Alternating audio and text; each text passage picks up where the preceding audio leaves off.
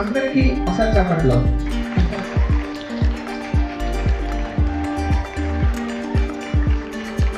నాకు చాలా శ్లోకాలు వచ్చు, 7 శ్లోకాలు నాకు చాలా శ్లోకాలు వచ్చు. కానీ ఫస్ట్ చాప్టర్ 45 శ్లోకాలు వరుసగా చూడకుండా చెప్పారంటే నాకే చాలా సర్ప్రైజింగ్ గా ఉంది.